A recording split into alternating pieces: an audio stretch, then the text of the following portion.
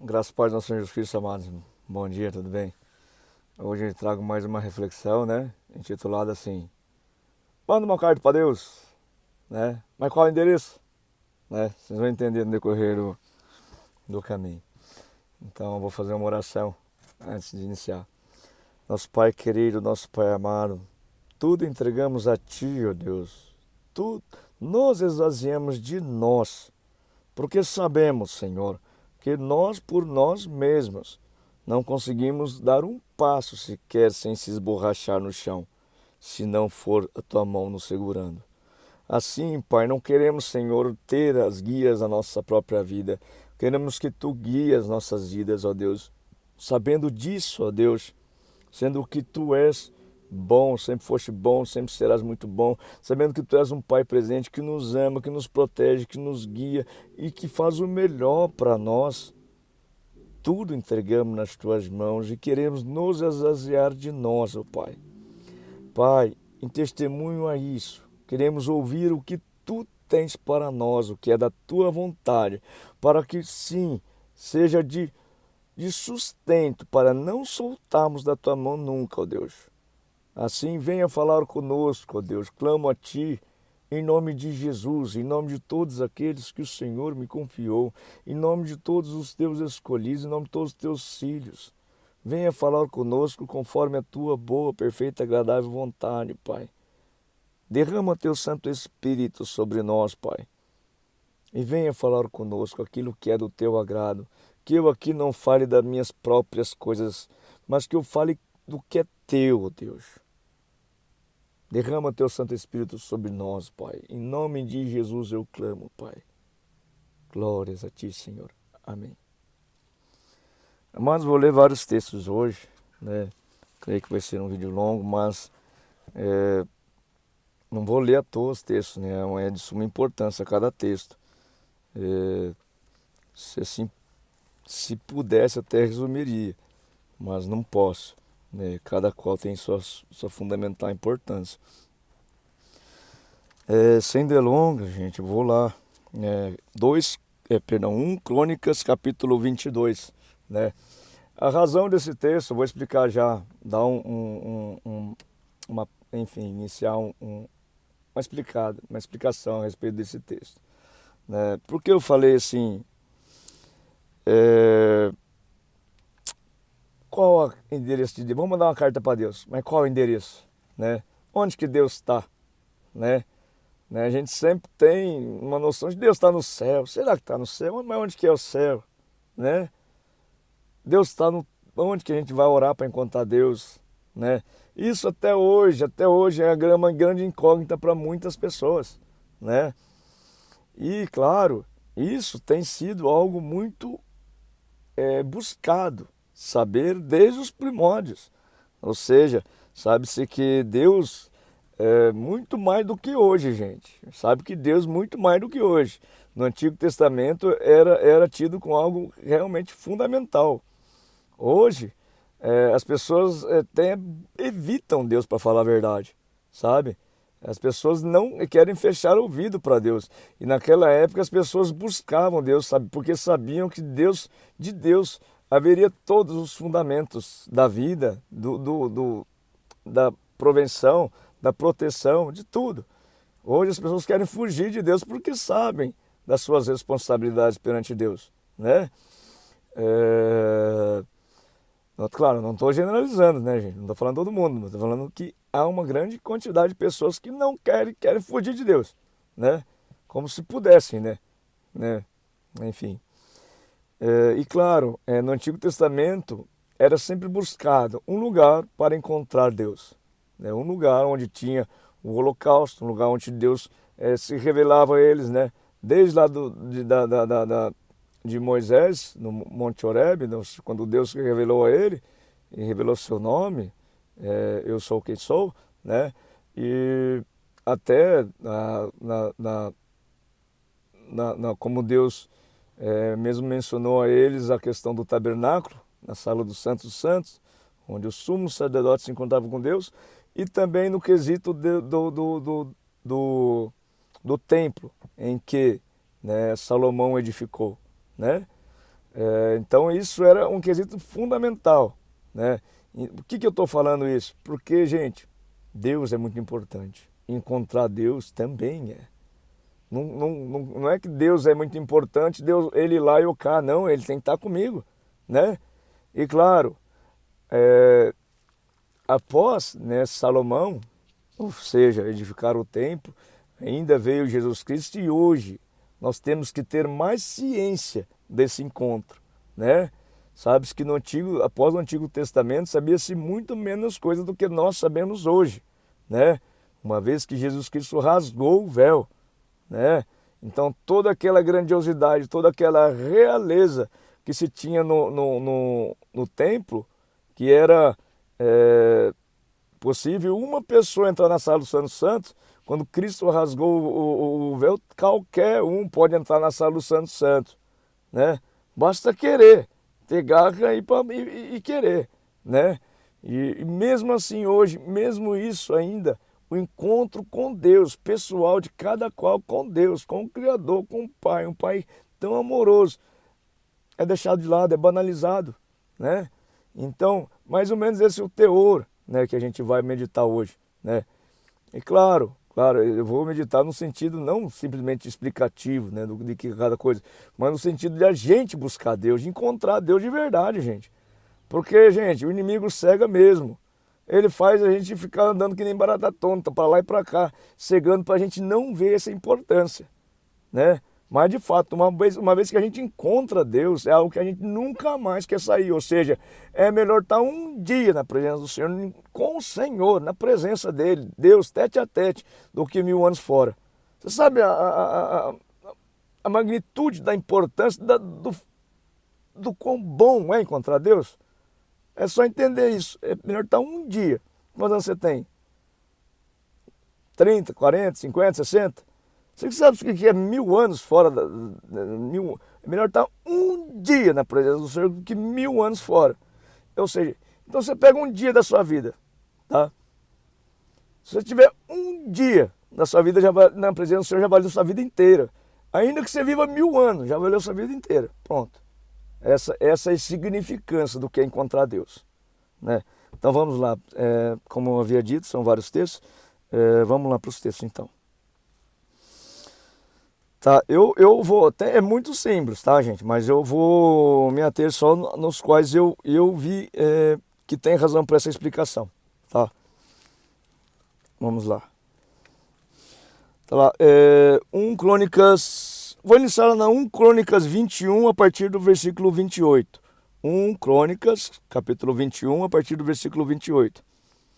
Naquele tempo, ao ver que o Senhor lhe havia respondido na eira de Ornã, o Jebuseu, Davi ofereceu sacrifícios ali. Ou seja, Davi, sempre Davi era um rei, que Deus o escolheu a ser, é um escolhido, né? Era tido por Deus como um homem segundo o coração de Deus, né? Ou seja, um homem como Deus gostaria que fosse. Um homem acessível, íntegro. Sabia que não é um homem que ficava fugindo de Deus. Um homem sabia que Deus estava sondando o coração dele o tempo todo. Pecava muito, mas se voltava para Deus, né? Então Davi, ele, enfim, buscou oferecer sacrifícios em determinado lugar. Porque naquele tempo o tabernáculo do Senhor, que Moisés havia feito no deserto, e o altar do holocausto estavam no lugar alto de Gibeão. Davi não podia ir até lá para consultar a Deus, porque estava com medo da espada do anjo do Senhor. Então, Davi queria encontrar Deus. Ou seja, Davi diz: aqui se levantará a casa do Senhor Deus e o altar do holocausto para Israel. E Davi deu ordem para que fossem reunidos os estrangeiros que estavam na terra de Israel, e encarregou pedreiros para preparassem pedras lavadas para a construção da casa de Deus. Em resumo, Davi estava no intuito, né, de construir o templo para o Senhor Deus. Uma vez que antigamente o Senhor vivia numa barraca, num tabernáculo, Davi estava com o intuito de construir um templo, algo edificado, algo firme, ou seja, definitivo, para sempre, que o Senhor ia se encontrar ali, né? Depois eu vou falar a respeito vou falar já. O Senhor não quer só visitar, não, gente. O Senhor quer vir morar. E Deus queria, e Davi, na verdade, quis ter uma casa definitiva para Deus, um lugar definitivo. E Deus quer vir morar no coração da gente. O templo do Espírito Santo, o templo de Deus, do Espírito de Deus, é o coração da gente. É aí onde Ele quer vir morar, né? Vou dar continuidade aqui. Nesse contexto aqui, o Senhor Deus falou vocês vão ver mais à frente, o Senhor Deus falou a Davi: olha, Davi, você foi um homem de guerra, um homem que derramou muito sangue, tá? Então, ainda que você queira edificar um templo para mim, não vai ser você, vai ser seu filho, porque eu vou fazer dele um homem de paz, tá? Isso que Deus falou, Davi, tem fundamental importância para a gente entender como encontrar Deus, né? Vamos lá, vou dar sequência, só estou dando, para vocês não ficarem perdidos, né, no contexto em que eu estou lendo aqui. Então vamos lá. Davi, versículo 3.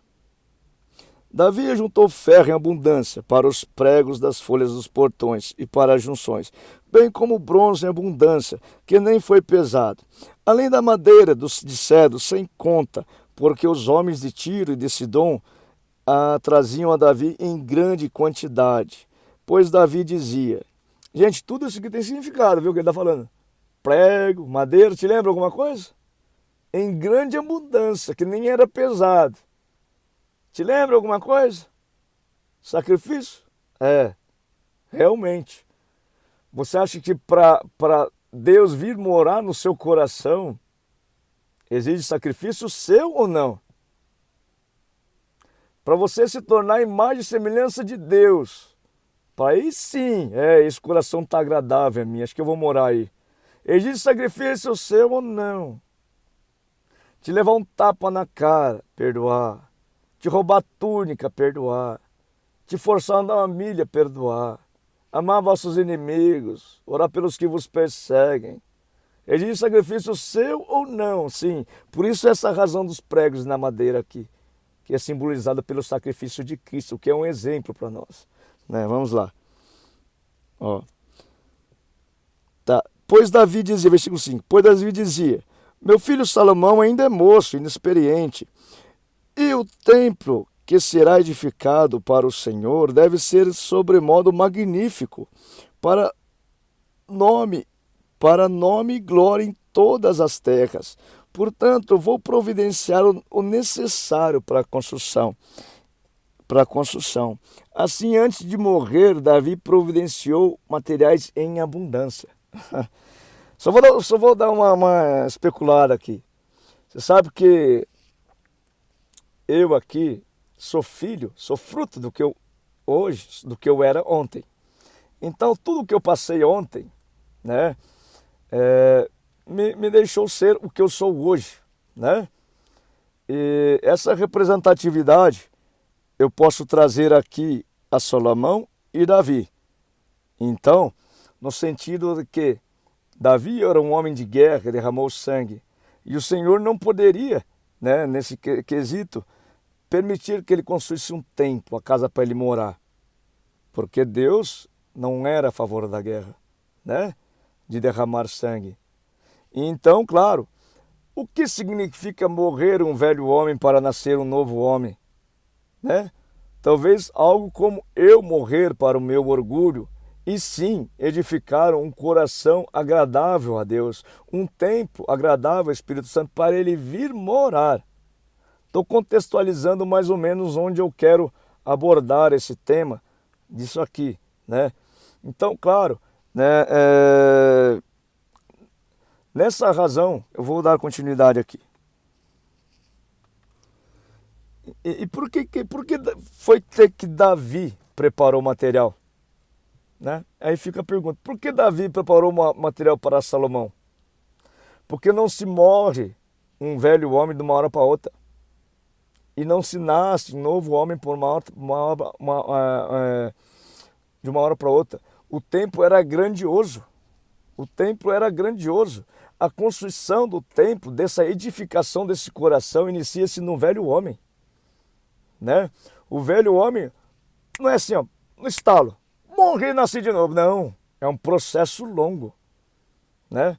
É um processo longo da edificação disso aqui, do morrimento. Nem sei se existe esse termo, da morrimento, enfim, morrura, morrendo. É lento, tijolinho por tijolinho, morrendo e nascendo um novo homem. E esse coração sendo cada vez mais agradável a Deus, tá? Né? No sentido de que, sabe que o Senhor se repele muito dos conflitos, das intrigas, das divisões. Haja vista que o fruto do Espírito Santo é amor, né? E a obra, sim, da carne é intriga, facções, inimizades, enfim, ciúme, tudo coisa que divide. Tudo coisa que nos leva a individualizar no sentido de tornar o outro como um inimigo, um opressor, algo afastado. O Senhor veio para juntar, né? Uma vez que nós temos atitudes de divisão, claro, como que Ele vai vir morar no nosso coração? Da mesma forma, Davi, eu não posso permitir que você construa um coração para mim, um templo para mim morar, porque você é um homem de guerra, você é um homem que divide, Davi. Eu sei que você me busca, mas você não está aprimorado. Vamos perar mais um pouquinho, tá? Eu vou fazer morrer um velho homem e nascer um novo homem de paz, né? Um novo homem que se preocupa com os outros, né? Por quê? A raiz de toda divisão, gente, é não se preocupar com os outros. É o individualismo, né? Uma vez que eu penso na minha verdade, a minha razão é mais importante, pronto, já estou dividindo. Isso já é precursor de conflito, de briga, de guerra, né? Então, uma vez que eu me preocupo realmente, a razão do outro também é importante, me é importante, passa a ser a minha razão também, isso une, né? Então, só estou explanando aqui, gente, né? Para dar contexto ao como eu vou meditar esse texto, tá? Então, versículo 6, 22, capítulo 22, 1 Crônicas, capítulo 22, versículo 6. Então Davi chamou Salomão, seu filho. Ele ordenou que edificasse um templo ao Senhor, Deus de Israel. Davi disse a Salomão, meu filho, tive a intenção de edificar um templo ao nome do Senhor, meu Deus. Porém, a palavra do Senhor veio a mim dizendo, você derramou muito sangue e fez grandes guerras. Você não edificará um templo ao meu nome, porque derramou muito sangue na terra, na minha presença. Eis que lhe nascerá um filho, que será homem pacífico, porque lhe darei descanso de todos os seus inimigos ao redor. Portanto, o nome dele será Salomão, e nos seus dias darei paz e tranquilidade a Israel. Paz é sinônimo de paz. Paz é poder de Deus, que nos dá quando a gente busca ser pacífico, quando a gente busca ser amável, quando a gente busca não olhar com os outros com um olhar de intriga, ou seja, de divisão, tornar o outro afastado de mim, né? No sentido de que tornar o outro como algo a ser desprezado, oprimido, sem importância para mim. Então, uma vez que eu entendo, tá? Uma vez que eu entendo que a razão do outro para mim ter paz é importante, sim, eu conseguirei ter paz se dar importância aos outros também, entendeu? Mas uma vez que eu fico afastando os outros, não precisa nem falar, gente. Deu som do coração. Se você fica julgando as pessoas por pensamento, você não vai ter paz. Porque assim, a paz é de Deus, né? E paz não é tranquilidade não, tá, gente? Se você quer ter tranquilidade, ficar tomando água de coco na beira da praia, não é com Deus que você tem que falar não, tá? Porque, claro, hoje em dia esse quesito, tranquilidade, está muito mais ligado à materialidade, né? Porque dinheiro tem comprado quase tudo, né? Só não compra a paz, né? Paz é o poder que Deus nos dá para enfrentar as dificuldades, para conseguir raciocinar em tempos difíceis, para conseguir dormir em tempos difíceis, para conseguir ter centralidade em dias difíceis, né? Nesse sentido, tá? Não que Deus não dá tranquilidade para seus filhos, tá? Mas se você quer só tranquilidade, não quer problema nenhum, então não é com Deus, tá? Ou seja, se você quer se abonar de dinheiro para ser cercado de servidores, de abundância em tudo, não é com Deus, você tem que falar, tá?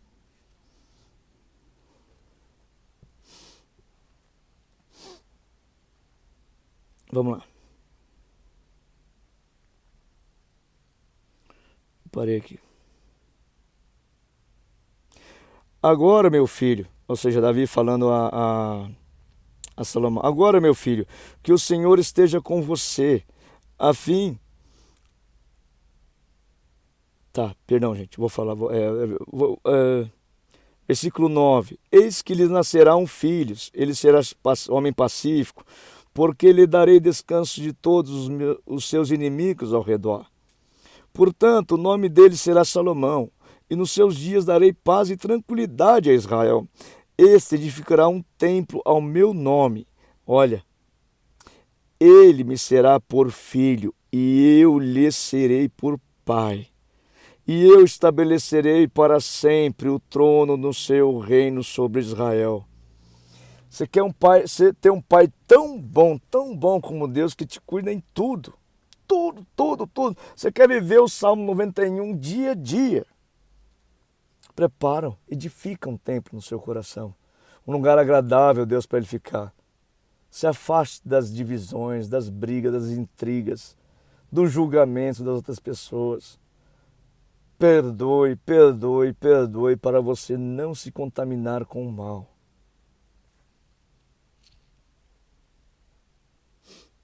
Agora, meu filho, que o Senhor esteja com você,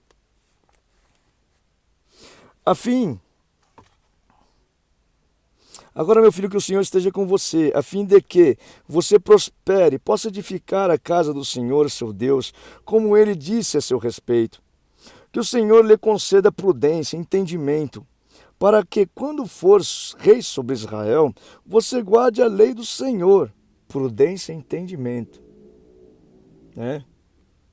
Você sabe que entendimento vem da palavra entender, e entender vem da razão de erguer tenda. Você sabe que o povo de Israel, em longo tempo, foi um povo nômade, que vivia em barracas, sim, e daí precisava erguer a tenda, não era nada muito fácil, quem erguia a família, quem morava nela. Entender o Senhor, em ter entendimento, ou seja, uma palavra aproximada do gerúndio, significa buscar entender o Senhor, buscar ter Ele no coração, né? Buscar a razão dele para si, para ele vir morar no seu coração, tornar o seu coração agradável a Deus. Isso é ter entendimento a Deus, né? Então, vamos lá. Que o Senhor lhe conceda prudência e entendimento, para que, quando for rei sobre Israel, você guarde a lei do Senhor, seu Deus.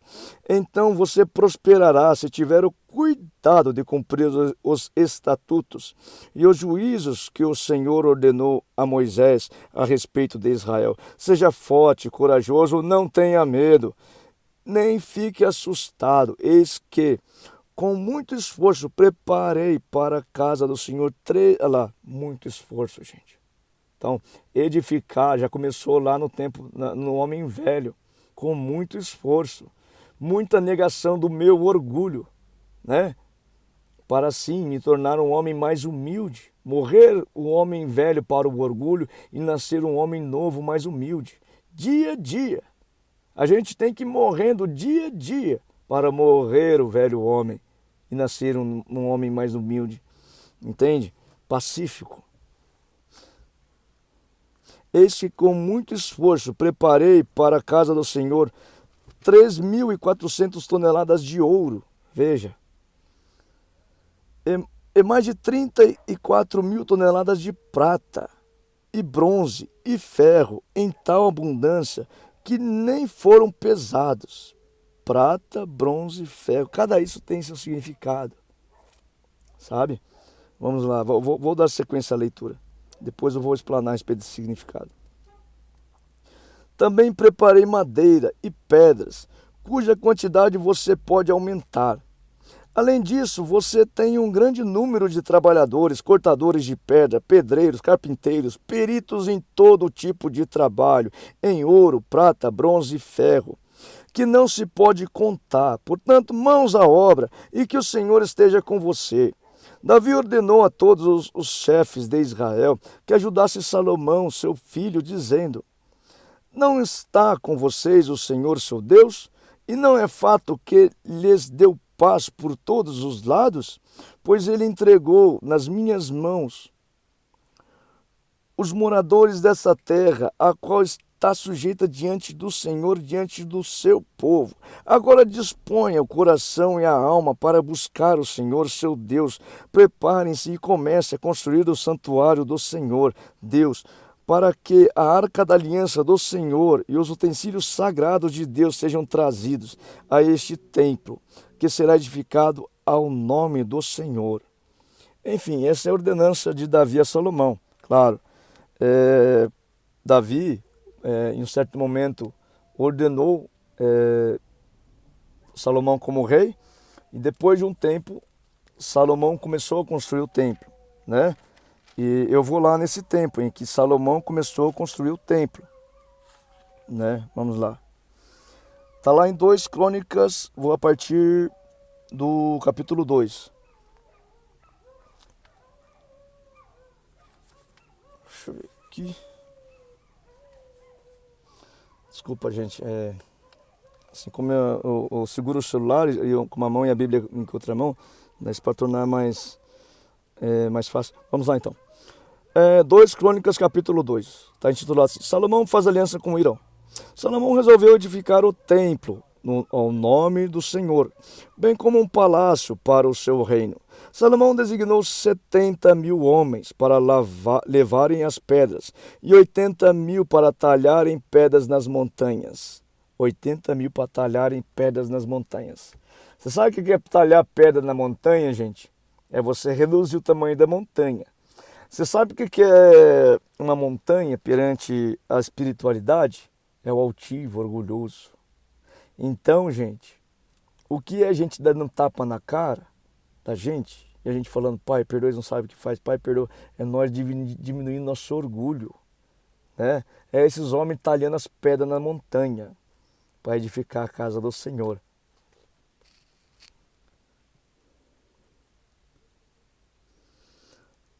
É, 3.600 para dirigirem a obra. Salomão mandou dizer a Irão, rei de Tiro. Irão tem o significado de: o meu irmão é exaltado. O meu irmão é exaltado. Sabe, no sentido de que, depois vocês vão ver mais para frente, a quem eles vão chamar para ser o perito dessa obra, que se chama Irão Rabi, que significa Irão, o meu irmão é exaltado, e Rabi, o meu pai. Então vamos lá, eu só estou chamando a atenção a esse nome Irão, porque isso tem um significado de suma importância para nós aqui nesse tempo.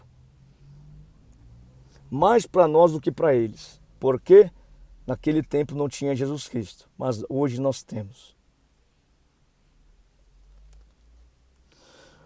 Como você fez com Davi, ou seja, vou falar alguma coisa a respeito disso. Salomão fez aliança com Irão. Com quem que a gente tem que fazer aliança para edificar esse templo aqui? Jesus Cristo, né? Se Deus é nosso Pai e Jesus Cristo chama Deus de Pai, quem é o nosso irmão que é exaltado? O Senhor Jesus Cristo. Quem é que a gente tem que fazer aliança para o Espírito Santo vir morar aqui? Com Jesus Cristo. A gente tem que entregar a vida para Jesus Cristo todo dia. né? E olhar para ele naquela cruz todo dia. E seguir os passos dele todo dia. Ele, como um cordeiro mudo, foi levado ao matadouro, suportou todas aquelas agressões. Que, por sinal, gente, a maior maldição que aconteceu com alguma pessoa foi com Jesus Cristo. A ação do mal, a maior ação do mal que aconteceu com uma pessoa foi com Jesus Cristo. E o que ele fez para se defender? Simplesmente se calou. Como um cordeiro mudo foi levado ao matadouro para vencer o mal. E isso é exemplo para nós. E assim a gente edifica esse templo aqui, ó. Assim a gente talha as pedras na montanha. Assim a gente se torna mais humilde. Vamos lá. Tá.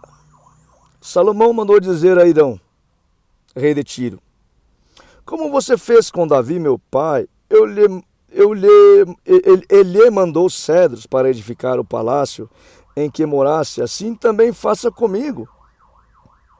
Ou seja, né? Jesus Cristo já estava no tempo já estava no tempo de Davi, né? Jesus Cristo já estava no tempo de Davi, ajudando ele, né, nessa edificação do templo, né? E dessa forma tá com Salomão, né? Vamos lá. Eis que estou para edificar, versículo 4, eis que estou para edificar um templo ao nome do Senhor, meu Deus, para consagrar-o a ele, queimar diante dele incenso aromático e lhe apresentar o pão contínuo da proposição. Os holocaustos da manhã e da tarde, nos sábados, nas festas da lua nova e nas festividades do Senhor, nosso Deus. Esta é uma obrigação perpétua para Israel. O que é obrigação perpétua para Israel? Ser agradável a Deus. O que é oferecer oferendas a Deus, sacrifícios a Deus? Oferecer o meu sacrifício de amor a Ele. Eu tenho que fazer isso todo dia, de manhã, tarde e à noite. Claro, onde eu ofereço isso? Aqui, no templo do Espírito Santo. Aqui onde eu morro para o meu orgulho. Aqui é onde eu perdoo o meu inimigo. Aqui é onde eu perdoo as bofetadas. Aqui. Esse é o templo do Espírito Santo. Claro, é um processo longo. Não é do dia para a noite edificar uma casa agradável a Deus.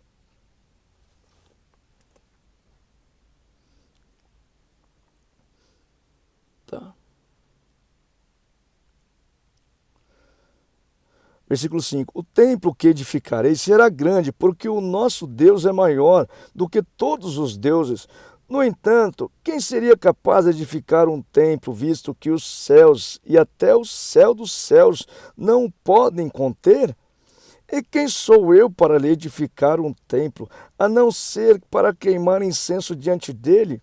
Portanto, mande-me agora um homem, olha só. Portanto, mande-me agora um homem que saiba trabalhar em ouro, realeza, rei.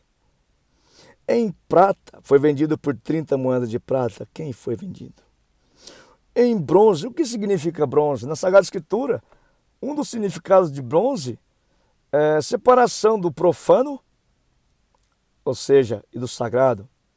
Quem fez a separação, a verdadeira separação do profano do sagrado? Né? Quem colocou os pingos do i naquela época lá de Jesus? Jesus, né? E quem continua colocando os pingos do i nessas épocas? Jesus, né? E outro significado também é o justo julgamento de Deus. Quem é que é o justo e que faz um julgamento conforme a justiça de Deus, que é a misericórdia? Jesus. Outro significado também é proteção, ou seja, uma vez que o Senhor ordenou a Moisés levantar uma serpente de bronze no deserto. Assim disse também que era preciso um filho do homem ser levantado. Ou seja, isso está no diálogo com Jesus, no diálogo de Jesus com Nicodemos. Era preciso um filho do homem ser levantado. Da mesma forma que foi levantado Moisés levantou uma serpente de bronze no deserto. Naquele contexto de Moisés, todo aquele que fosse picado por uma serpente, ao olhar para a serpente de bronze levantada por Moisés, seria curado. Nesse contexto aqui de hoje, todo aquele que tiver, gente, sobre a influência do mal, qualquer que seja, ou seja, todo aquele que for picado pela serpente, quem é? O inimigo, ao olhar para Jesus, ao meditar a respeito de Jesus, visualizar Jesus naquele sacrifício na cruz, terá seu alívio, né? Desse veneno maligno. Então, o significado de bronze, também Jesus, tá? Bronze em ferro. Em ferro, pregos, para fazer prego. Quem que foi pregado? Jesus. Em obras de púrpura. Púrpura é um tecido com uma tintura muito nobre. Muito nobre. Quem tingiu a sua veste com sangue muito nobre? Jesus. Carmesim, um vermelho, cor de sangue. Quem é que derramou sangue? Seu sangue foi derramado? Jesus. E de pano azul. Pano azul significa o ambiente celestial aqui. Também é contido pela pessoa de Jesus. Ou seja, o ambiente celestial na terra é contido pela pessoa de Jesus. Então, todos esses termos aqui, sim, posso configurar na pessoa de Jesus. Então, ele chamou lá um perito que pudesse ter domínio, perícia, saberia lidar com todos esses materiais, né? Naquela ocasião, o nome desse perito era Hirom Abi, ou seja, Hirom, o meu irmão exaltado, né? E Rabi, meu pai. Meu irmão exaltado. Ou seja, se eu sou filho do Pai, Jesus exaltado.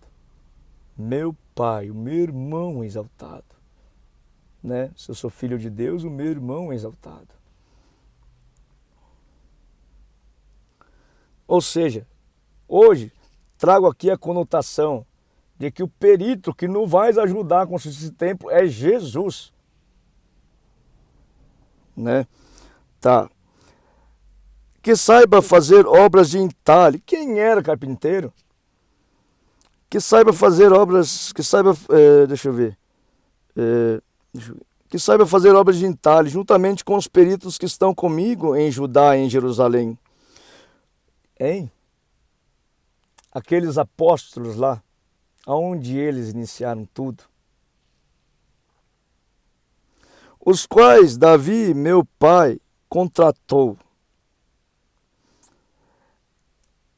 Jesus, filho de Davi, tem compaixão de mim. De onde veio a aliança que realmente resultou na misericórdia de Jesus, no Jesus misericordioso? Davi, meu filho, com você vou fazer uma aliança nova, como nunca fiz com ninguém. Sempre que o meu povo virava as costas para mim, eu também virarei as costas, mas com você vai ser diferente, Davi. Se a sua descendência virar as costas para mim, eu punirei com vara, mas terei misericórdia. Jesus, filho de Davi, tem compaixão, tem misericórdia de mim.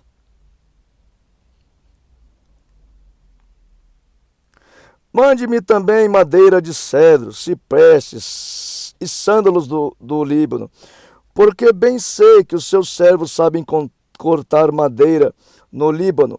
Eis que os meus servos estarão com os seus servos, para me preparar-me muita madeira, porque o templo que edificarei será grande e maravilhoso. O que é? Madeira, sacrifício, cruz. Você acha que exige sacrifício para ser imagem semelhante de Deus? Muita, então precisa de muita madeira. Ou seja, se crucificado com Cristo sou, não sou eu quem vive, é Cristo que vive em mim. Precisa do quê? Cruz, sacrifício, dor.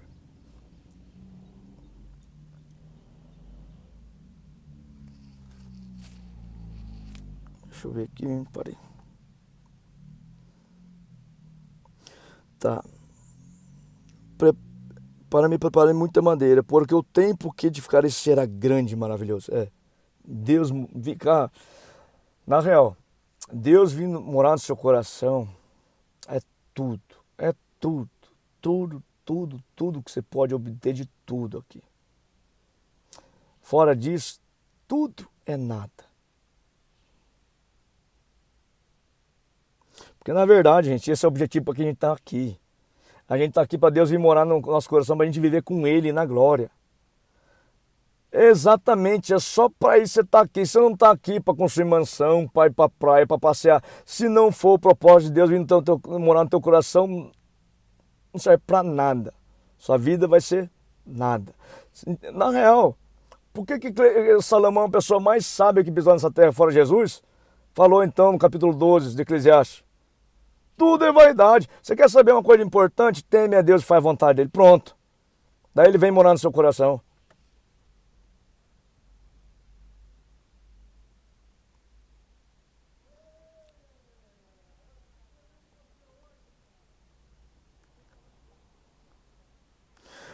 Versículo 10. Aos seus servos, cortadores de madeira, darei 2.000 toneladas de trigo batido, 2.000 toneladas de cevada. Trigo batido para quê? Pão. Para fazer pão.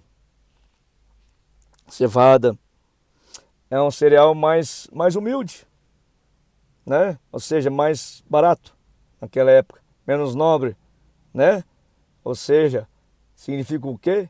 Um alimento nosso a partir da humildade. 400.000 litros de vinho, né? Você sabe que vinho na Sagrada Escritura é significância de alegria, de vida, né? E uma vez que a gente busca Cristo e o encontra, teremos vida e vida em abundância. 400.000 litros de azeite, unção, né? Uma vez que assim a gente busca e encontra Cristo, nós somos ungidos naturalmente, todos os dias, porque o próprio Cristo habita em nós. Você acha que não seríamos ungidos? Hirão, rei de Tiro, respondeu por uma carta que enviou a Salomão dizendo: o Senhor ama o seu povo e por isso ele constituiu rei sobre o seu povo. Ou seja, Hirão falando a Salomão, né? O Senhor, Deus ama o seu povo e por isso ele o constituiu rei sobre o seu povo. Ou seja, é você mesmo, Davi. É você. Deus quer que você com o seu tempo para ele morar no seu tempo. Porque ele ama seu povo. Salomão, né? Ou seja, né? Tá. Versículo 12. Hirão também disse: bendito seja o Senhor, Deus de Israel, que fez os céus e a terra. Peraí, gente.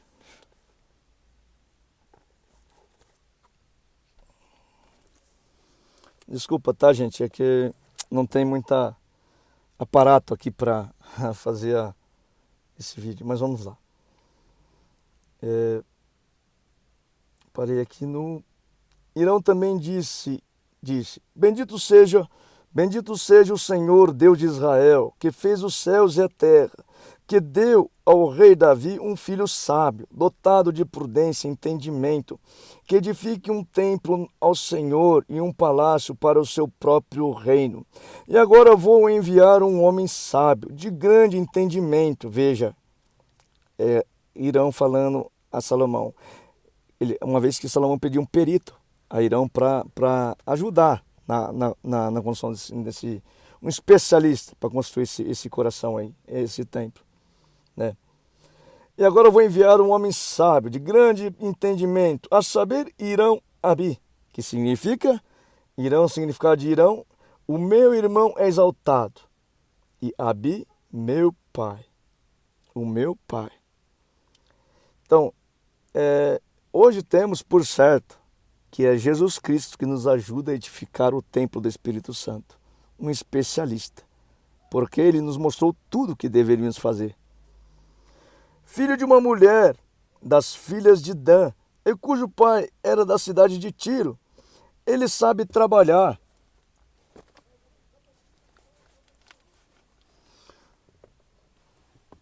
Só um instantinho.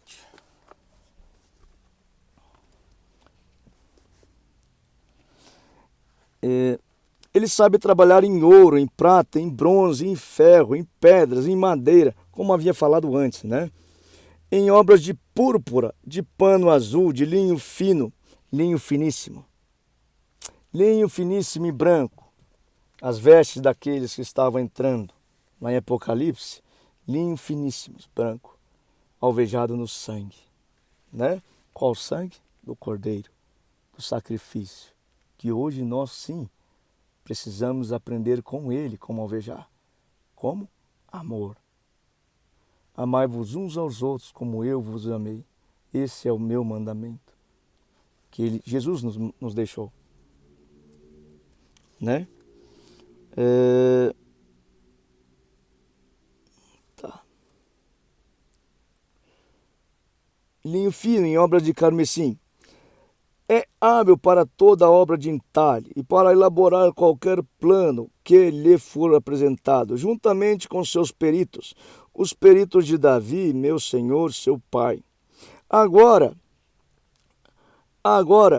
que o meu senhor mande para os seus servos o trigo, a cevada, o azeite, o vinho de que falou. Gente, quando Cristo fala assim, o meu alimento é fazer a vontade do meu Pai, o nosso alimento é fazer a vontade de Jesus Cristo, né? Então, o pão que ele estava, os materiais que ele estava enviando para confeccionar o pão para o Irão, para nós é o alimento que é fazer a vontade de Jesus Cristo. Ou seja, uma vez que estava destinando aqueles ingredientes para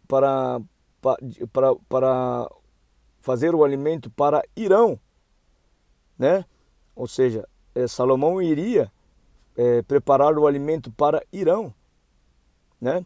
Então, como nós edificaremos o templo do Espírito Santo? Nós edificaremos fazendo a vontade, preparando o alimento, que é o alimento. Se Jesus Cristo falou, meu alimento é fazer a vontade do meu Pai, então o nosso alimento é fazer a vontade de Jesus Cristo.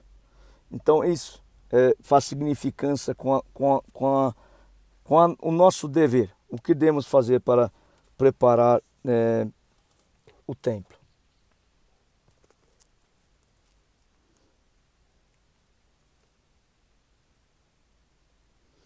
E nós cortaremos tanta madeira no Líbano quanta você precisar, e a faremos chegar em jangadas pelo mar a Jope, e dali em jangadas pelo mar, viu? A madeira vem em jangadas pelo mar. Você sabe que o mar é tido na Sagrada Escritura como um lugar monstruoso, onde prevalece a monstruosidade, ou seja, o mal, as trevas. A madeira vem por lá. O sacrifício de Jesus, quem que preparou? As trevas, o lado mal. E a nós também, os tapas na cara, quem dá na gente? O lado mal, né? Pelo mar a Jope, e dali você a levará para Jerusalém. Então, gente, o que é vir morar na Jerusalém Celestial é nada mais que preparar um templo para Deus no coração da gente. Tá, versículo 17. Salomão levantou o censo de todos os homens estrangeiros que havia na terra de Israel, segundo o censo que Davi, seu pai, havia feito. E acharam-se 153.600.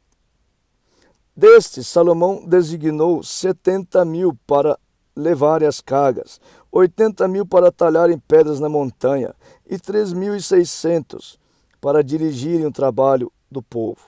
Enfim, capítulo 3, versículo 1.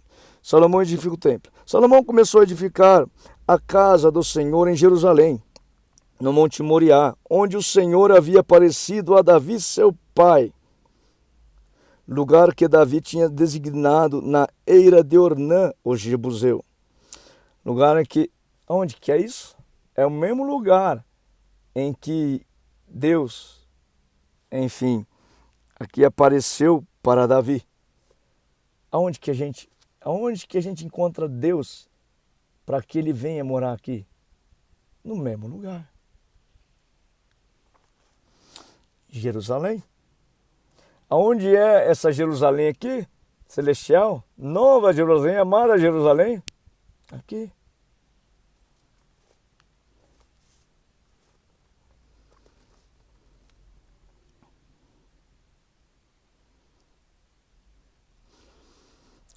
Vejam, foram essas medidas dos alicerces que Salomão lançou para edificar a casa de Deus.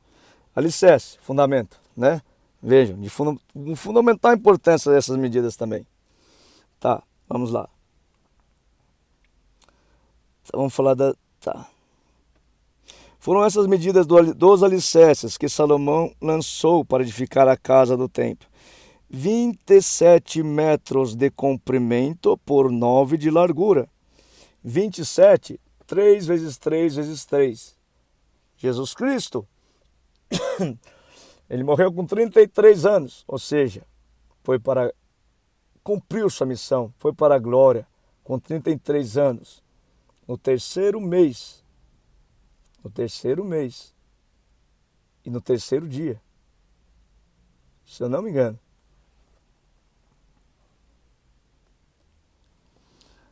É 27, 3 vezes 3 vezes 3, né? Tá. Deixa eu ver. Deixa eu ver aqui.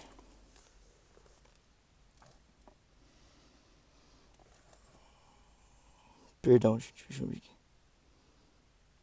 Tá. 27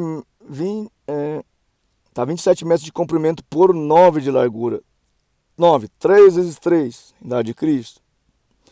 Segundo o padrão antigo. O pórtico diante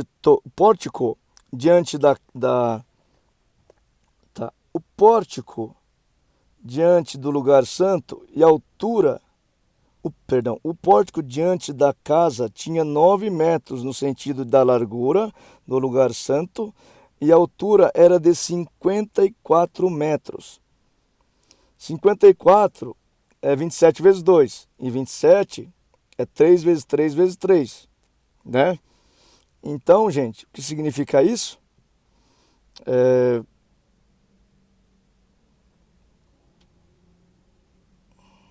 Se crucificado com Cristo estou, não sou eu quem vive, é Cristo que vive em mim.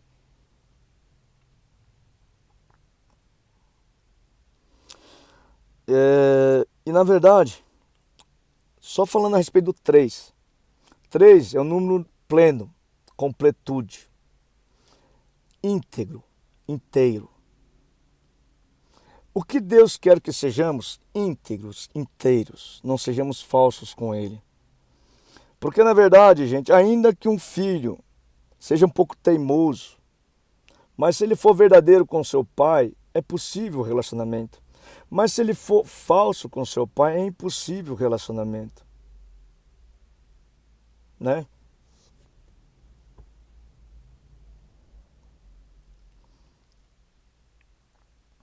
O pórtico diante da casa tinha 9 metros no sentido da largura. Tá. Salomão revestiu o interior do pórtico de ouro puro.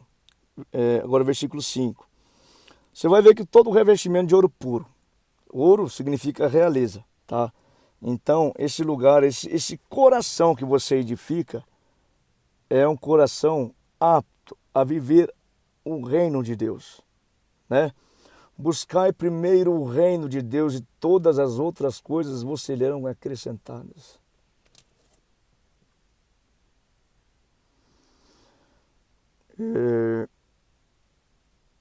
Versículo 5. Também fez forrar de madeira de cipreste a sala grande, revestiu-a de ouro puro, gravou nela palmeiras e correntes.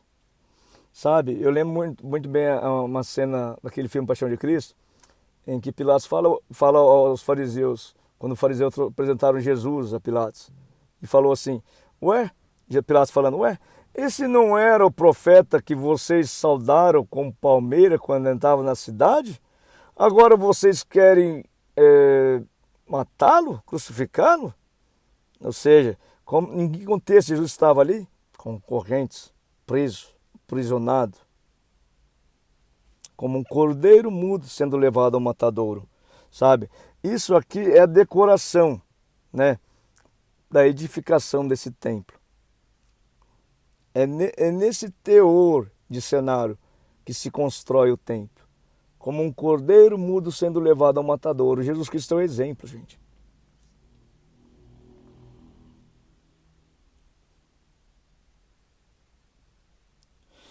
Versículo 6. Também enfeitou a sala com pedras preciosas, e o ouro era de Parvaim. Revestiu de ouro a sala, as vigas, os umbrais, as paredes, as portas, e esculpiu querubins nas paredes. Fez o santo dos santos, cujo comprimento... Então, esculpiu o querubim na parede, era protegido. Era protegido. Salmo 91 na veia.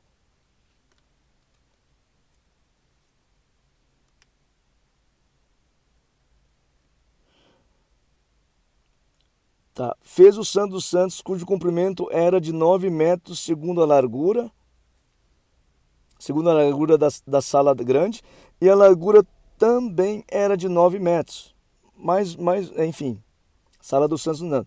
Fez a sala dos Santos, cujo comprimento era de 9 metros, segundo a largura da sala grande, e a largura também era de 9 metros, 9 por 9, creio eu, né? Revestiu o seu interior com 20 toneladas de ouro, né? A sala dos santos era a sala mais importante, né? Onde somente o sumo sacerdote entrava, ou seja, o interior do coração. Quem que é o sumo sacerdote do seu coração? Se crucificado com Cristo estou, não sou eu quem vive, é Cristo que vive em mim. O peso dos pregos era de 600 gramas de ouro. Sabe, isso aqui é muito interessante. O peso dos pregos era de 600 gramas de ouro. Sabe, você sabe o peso dos pregos que pregou Cristo? É pesado. O preço daquilo, o valor daquilo para a humanidade inteira é muito pesado. Ao ponto de comparar com algo real, como ouro, como realeza, como algo muito caro. Então, o peso dos pregos era de 600 gramas de ouro. 600, 2 vezes 3 vezes 100. 2, se crucificado com Cristo estou, não sou eu quem vive. 2 vezes 3, se crucificado com Cristo estou, não sou eu quem vive, é Cristo quem vive, em vezes 100 íntegro, 100%. O peso dos pregos era, ou seja, né? Agora versículo 10.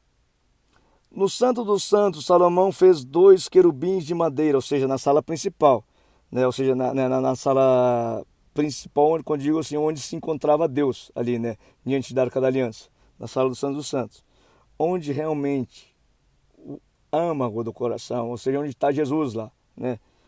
No Santo dos Santos, onde está Deus lá. No Santo dos Santos, Salomão fez 2 querubins de madeira, proteção total.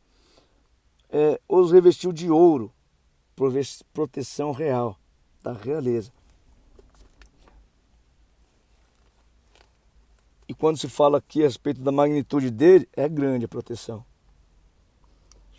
As asas estendidas dos querubins mediam juntas 4,5 metros. As asas de um deles, de 2,25 metros, tocavam na parede do templo, e a outra asa, igualmente de 2,25 metros, tocava na asa do outro querubim. Também a asa do outro querubim era de 2,25 metros e tocava na outra parede. Enfim, estava tudo conectado lá, entendeu? A proteção era íntegra também, 100% também. Pegava de uma parede a outra e tocava, cada asa tocava em cada querubim. Então não tinha descontinuidade da proteção, era total. Salmo 91 na veia.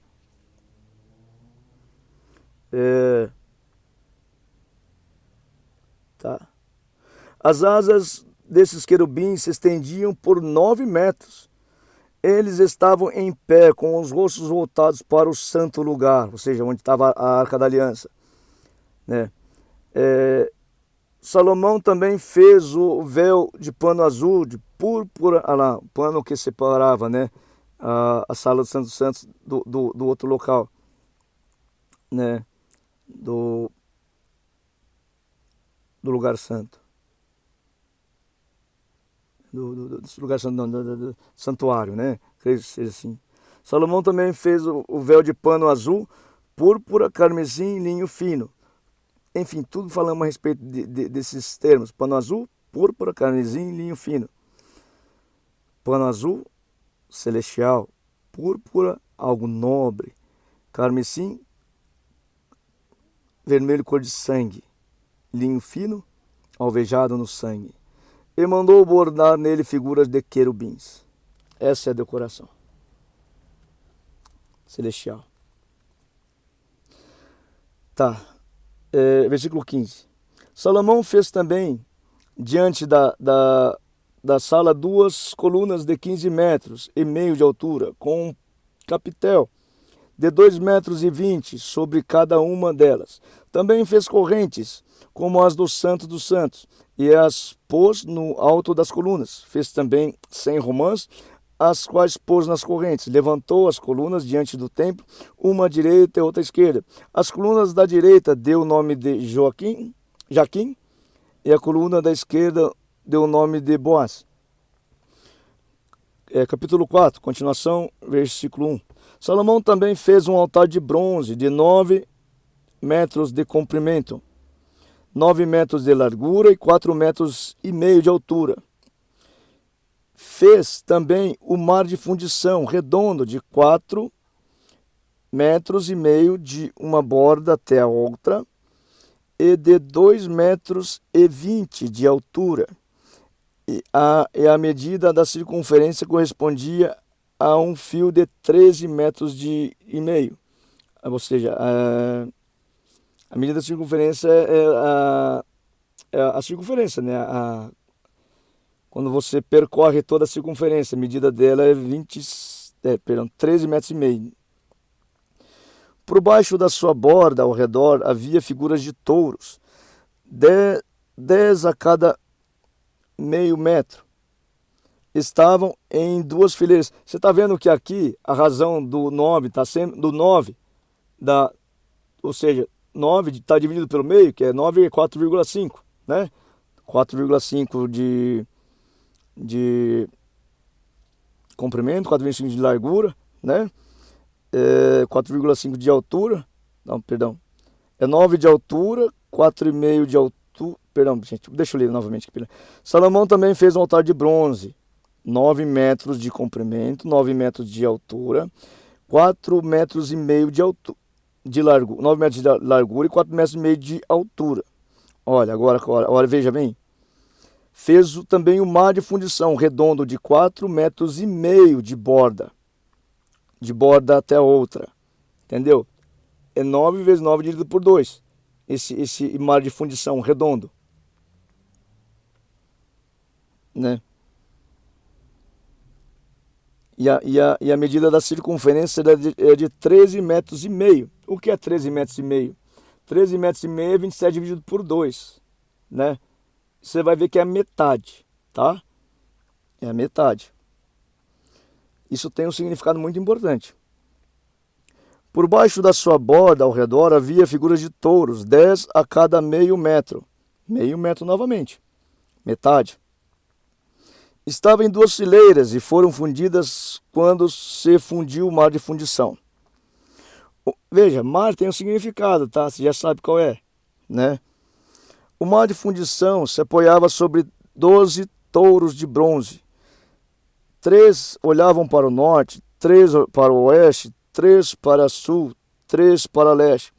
A figura de touro, gente, pode remeter, sim, a severidade brutal, ou seja, realmente a violência, né?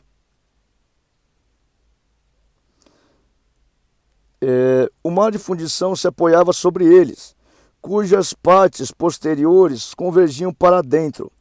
A grossura das paredes desse mar eram 4 dedos, e a sua borda, a grossura da parede desse mar era de 4 dedos, e a sua borda, como borda de copo, era como uma flor de lírio. Nele cabiam cerca de 60.000 litros. Tá, porque aqui, ele vai falar aqui, ó. Também, depois ele vai falar a significância desse mar, tá? Também fez 10 pias e pôs 5 à direita, 5 à esquerda. Nelas era lavado tudo o que se usava no holocausto. O mar de fundição, porém, era para que os sacerdotes se lavassem nele. Se lavar o quê? Para purificar. E por que significa a metade? Na verdade, qual é o intuito nosso, gente? O intuito nosso é íntegro, não é ser metade, né? Porque metade Deus vomita. Então, por que ele tem que entrar nesse mar de fundição, lugar monstruoso, onde tem touros, né? Para se tornar íntegro. Como que a gente se torna íntegro? É levando tapa na cara e falando, Pai, perdoa, eles não sabem o que fazem. Porque se a gente levar tapa na cara e revidar o tapa, a gente continua impuro. Então, é através desse mar de fundição dentro do nosso coração, tá? Que a gente se torna íntegro, tá? Morrendo, ou seja, sendo purificado assim, morrendo para o velho homem. Vamos lá.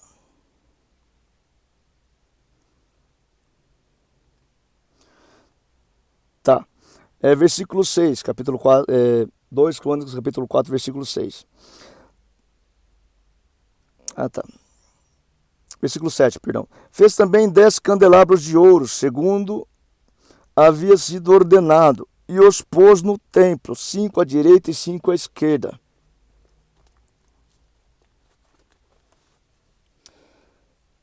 Também fez 10 mesas e as pôs no templo, 5 à direita e 5 à esquerda. Também fez 100 bacias de ouro. Você viu que né,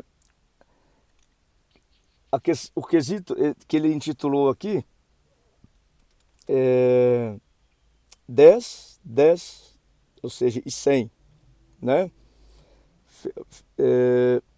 Que leva o quê? Percentualmente, né? O número 100 é 100%, ser íntegro, né?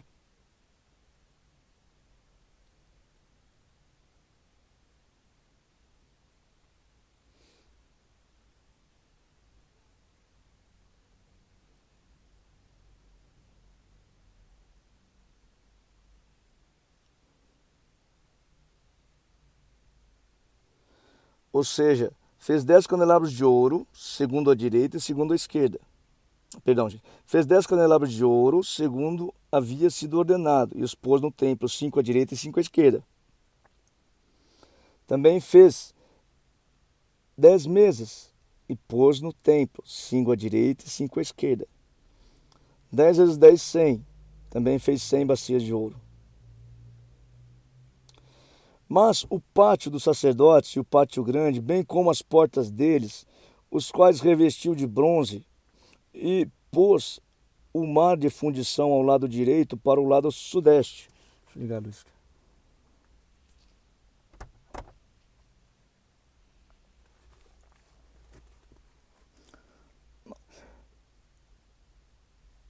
Tá. Fez mais o pátio dos sacerdotes e o pátio grande, bem como as portas dele, as quais revestiu de bronze, e pôs o mar de fundição ao lado direito, para o lado sudeste. Depois Irão fez as panelas, as pás, as bacias, e assim ele terminou de fazer a obra para o rei Salomão, para a casa de Deus. As 2 colunas, os 2 capitéis redondos, estavam no alto das colunas. As 400 romãs para as 2 paredes, isto é, 2 fileiras de romãs para cada rede, para cobrirem os 2 capitéis redondos que estavam no alto das colunas. Fez também os suportes e as pias sobre eles. O mar de fundição com os 12 touros por baixo Também as panelas, as pás, os garfos e todos os utensílios que Irão-Abi fez para o rei Salomão, para a casa do Senhor, eram bronze purificado. Enfim, novamente eu falei que o bronze, o contexto de bronze, era para a separação do profano do sagrado, e realmente a purificação significa isso, ou seja, e o justo julgamento. O que é o justo julgamento? É eu tornar-me justo perante o Senhor. Como é feito isso? Senhor Jesus Cristo. Ou seja, uma vez que referenciamos também a bronze sendo proteção, assim como uma serpente de bronze foi levantada no deserto, o Filho do Homem precisa ser levantado. Como significa, como unir esses significados, né? Como devemos entender o perdão, a separação do profano para o sagrado. Perdão, né? Perdão. O que Jesus Cristo nos falou a respeito disso? A misericórdia terá sido considerada aos misericordiosos. Ou seja, a minha purificação parte da misericórdia.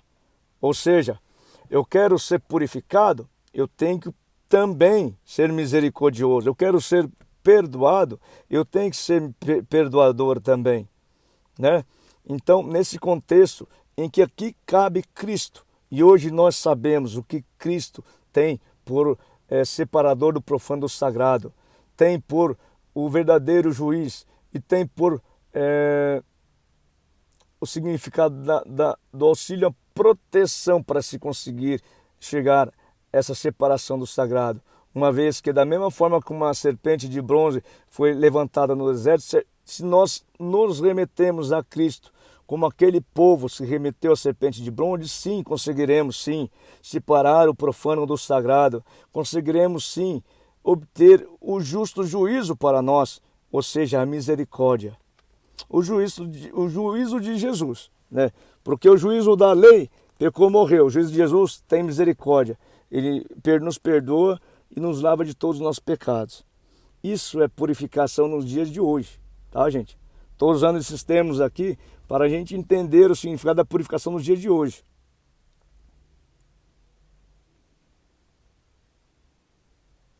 Deixa eu ver onde eu parei aqui.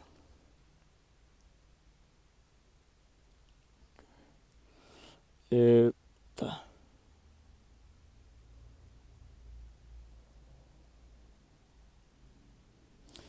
Parei.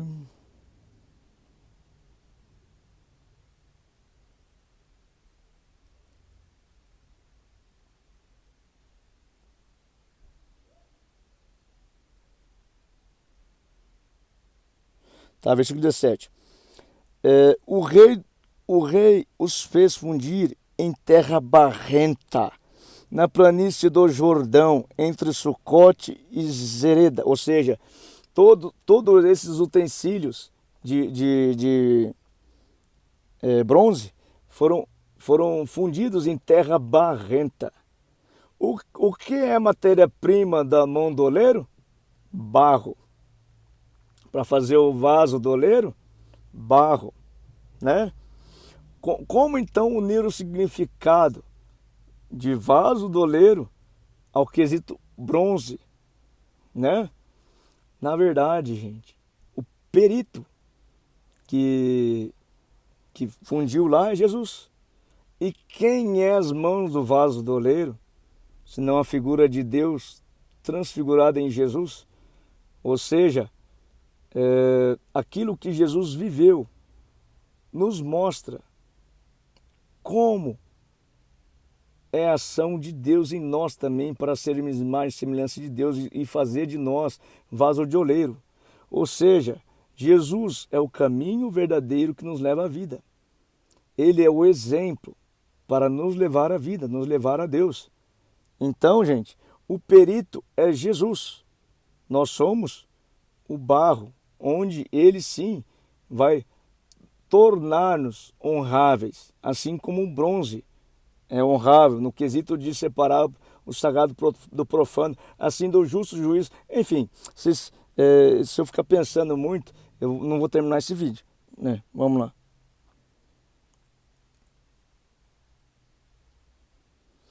Deixa eu ver.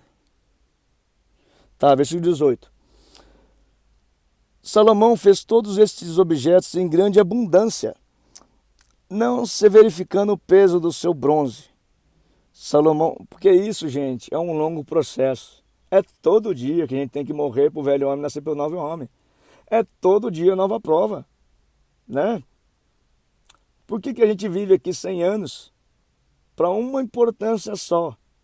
Para que Deus venha nos buscar. Claro, primeiro ele precisa morar em nossa casa para ele realmente, não, essa casa eu gostei, vamos lá comigo, né? Então esse é o propósito de Deus para nós, gente.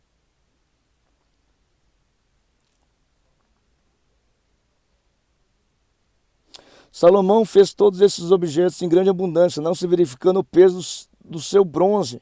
Salomão também mandou fazer todos os utensílios do santo lugar de Deus, o altar de ouro, as mesas sobre os quais estavam os pães da proposição, e os candelabros com as suas lâmpadas de ouro puro, para acenderem diante do Santo dos Santos, conforme havia sido ordenado.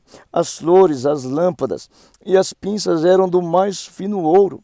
Também os apagadores, as bacias, as taças, os incensários eram de ouro finíssimo. Quanto à entrada da casa, as portas de dentro do Santo dos Santos e as portas do santo lugar do templo era de ouro. Enfim, entrou dentro do templo, da sala do Santo dos Santos, é tudo ouro, porque é Jesus Cristo que mora lá. Na sala do Santo dos Santos é Jesus Cristo, é o Espírito Santo que mora lá. Enfim, até chegar lá é bronze, purificação, mas lá dentro é realeza, gente.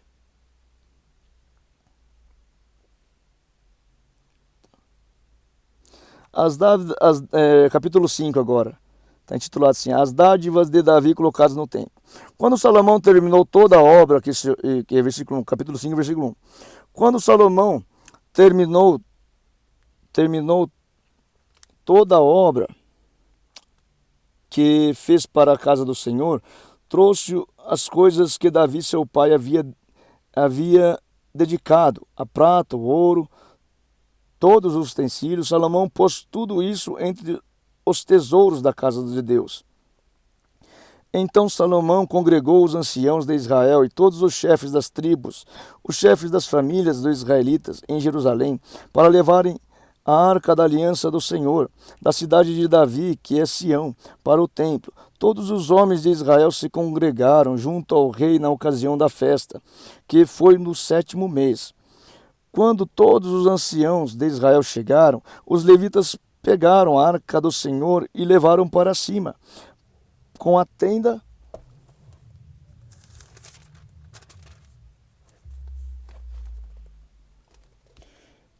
do encontro e com os utensílios sagrados que nela havia. Os levitas, sacerdotes, que levaram tudo isso para o templo. O rei Salomão e toda a congregação de Israel... Espera um pouquinho, gente. Vamos assim mesmo. O rei Salomão e toda a congregação de Israel que se havia reunido diante dele estavam todos diante da arca, sacrificando ovelhas e bois, que de tão numerosos não se podiam contar. Os sacerdotes puseram a arca da aliança do Senhor no seu lugar, no santuário mais interior do templo, que é o Santo dos Santos, debaixo das asas dos querubins, pois os querubins estendiam as asas sobre o lugar da arca, e do alto cobriam a arca e os seus cabos. Os cabos sobressaíam tanto que suas pontas eram vistas do lugar santo, diante do Santo dos Santos. Porém, de fora não podiam ser vistos. E ali estão até o dia de hoje. Nada havia na arca a não ser 2 tábuas, que Moisés havia colocado ali em Horebe, quando o Senhor fez aliança com os filhos de Israel ao saírem do Egito. Veja, gente, você viu que é a grandiosidade que ele explana isso? Tanta sacralidade para estar lá, a tábua dos mandamentos, né? Ou seja, o quesito então, fazer a vontade de Deus, obedecer a Deus. Isso é a centralidade de tudo.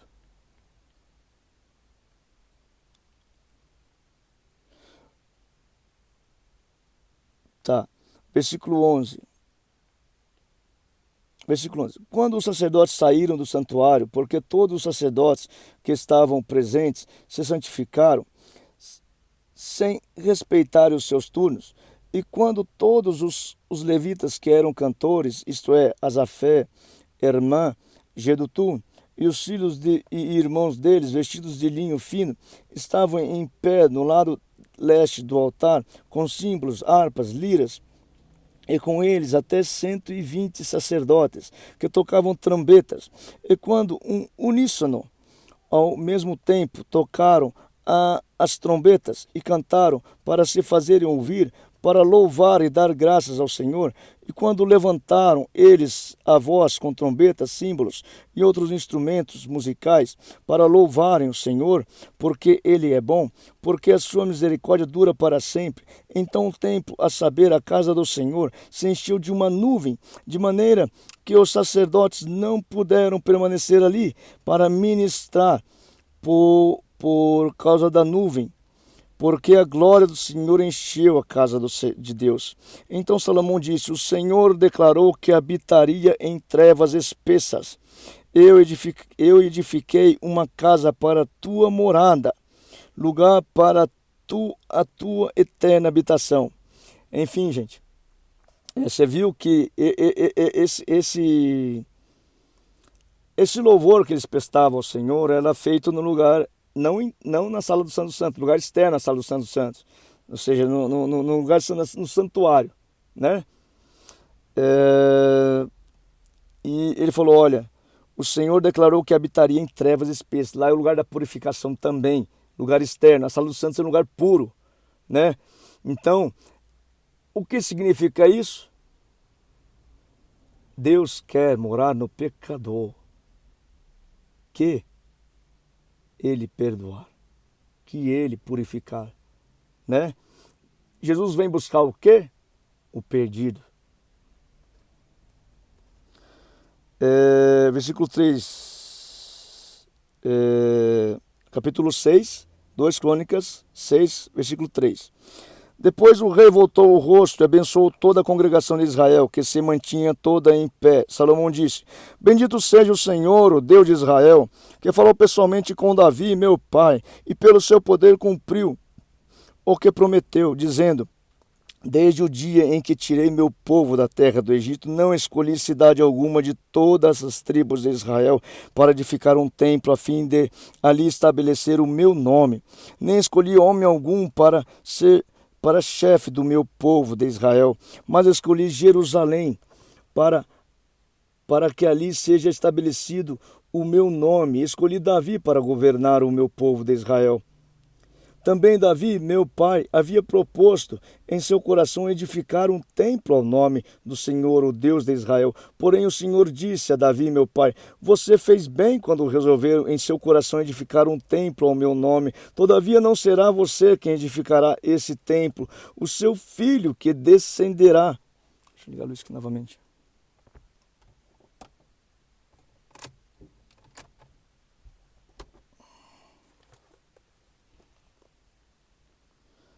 Tá.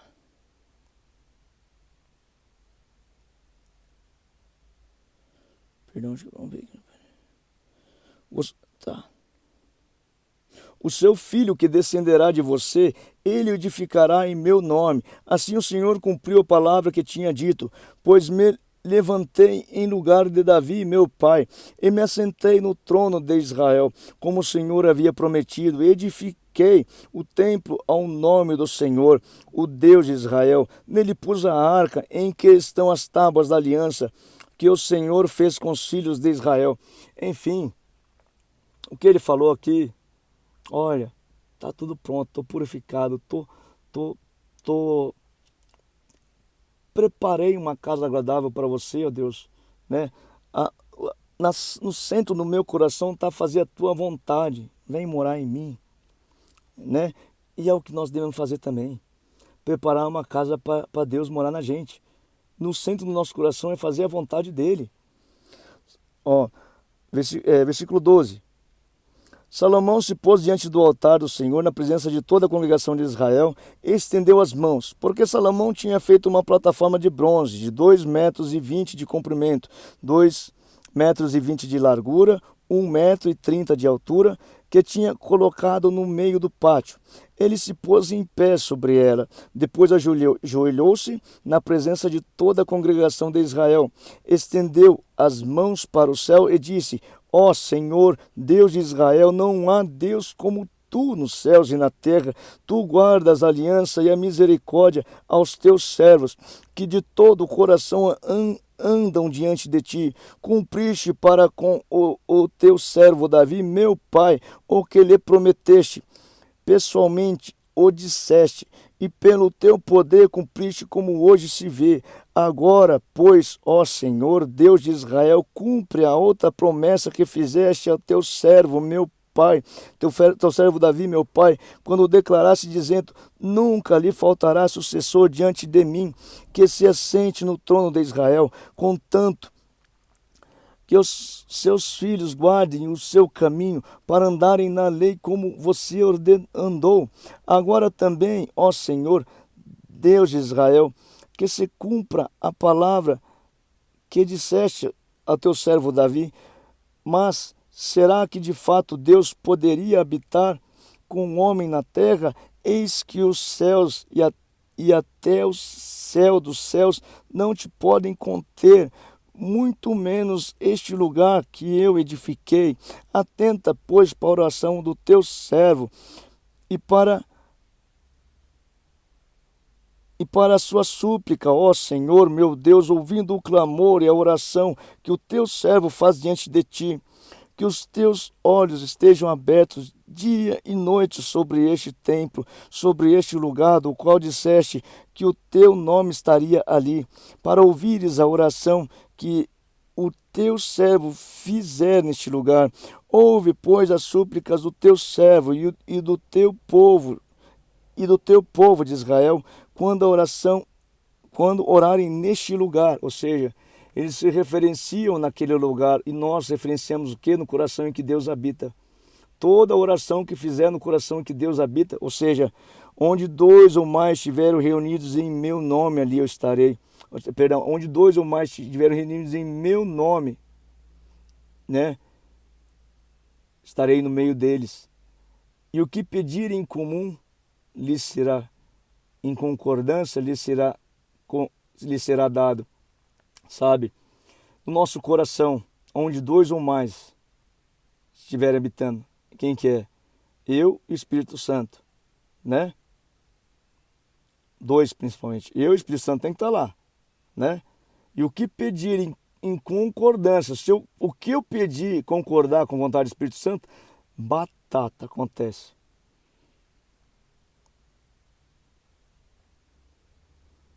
Claro, né? Vamos supor, a razão, vamos supor, o Espírito Santo mora no meu coração, tá? Dois ou mais. O que é um mais? Na verdade, se eu olho para a razão de outra pessoa, eu trago outra pessoa para o meu coração também. Se eu oro pela outra pessoa e for da vontade do Espírito Santo, batata, acontece. É assim no coração em que Deus habita. Deus está lá.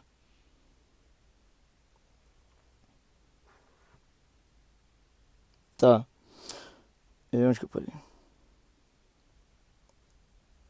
Que os teus olhos estejam abertos de dia e de noite sobre este templo, sobre este lugar do qual disseste que o teu nome estaria ali, para ouvires a oração que o teu servo fizer neste lugar. Ouve, pois, as súplicas do teu servo e do teu povo de Israel quando orarem neste lugar.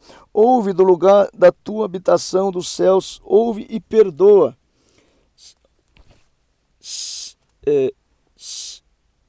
Se alguém pecar contra o seu próximo e lhe for exigido que jure, e ele vier a jurar diante do teu altar neste tempo, ouve tu desde os céus, age e julga os teus servos, dando a paga ao ímpio, fazendo com que pague por seus atos, e justificando o justo para lhe retribuírem segundo a justiça. Gente, no coração em que Deus habita está o juiz. Se é feito alguma coisa contra a pessoa no coração que Deus habita, no ato é julgado e é correspondido. Quando o teu povo de Israel for derrotado por um inimigo, por ter pecado contra ti, e se converter, confessar o teu nome, orar, suplicar diante de ti neste templo, ouve tu desde os céus, perdoa o pecado do teu povo de Israel, faze-o voltar à terra que deste a ele, aos seus pais. Enfim, no coração em que Deus habita, sim, tem misericórdia. A misericórdia dos misericordiosos. Ou seja, da mesma forma como Deus me perdoa, né? Se no meu coração habita, se eu falar, Pai, perdoa os pecados dele, e se for da vontade do Espírito Santo, os pecados dele são perdoados.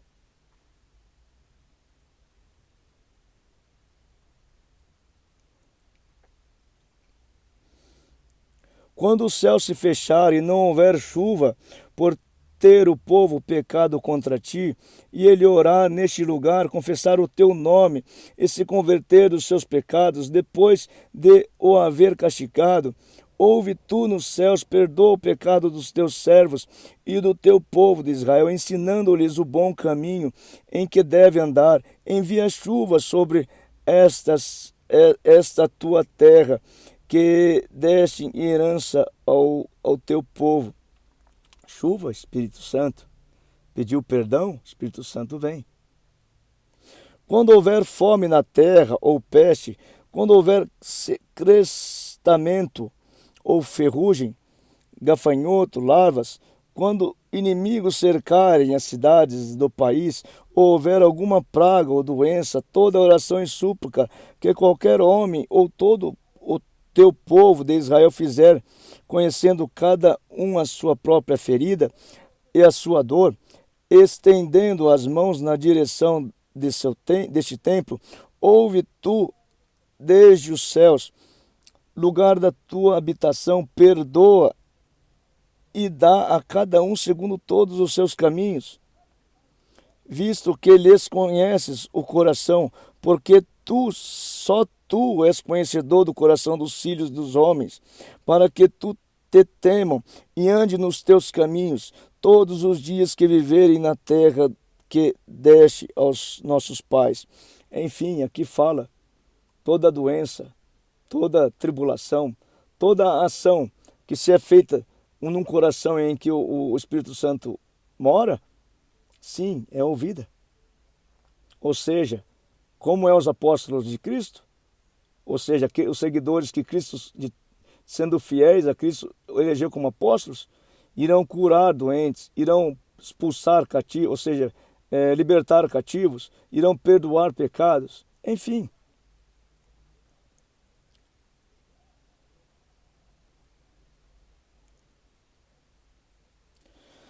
Versículo 32. Também aos estrangeiros que não for do teu povo de Israel, porém vier de uma terra distante, por amor do teu grande nome, e por causa da mão poderosa e do teu braço estendido, e orar voltado para este templo, ouve tu desde os céus do lugar da tua habitação, e faze tudo o que o estrangeiro te pedir, a fim de que todos os povos da terra conheçam o teu nome, para te temerem como o teu povo de Israel, e para saberem que este templo que eu edifiquei é chamado pelo teu nome.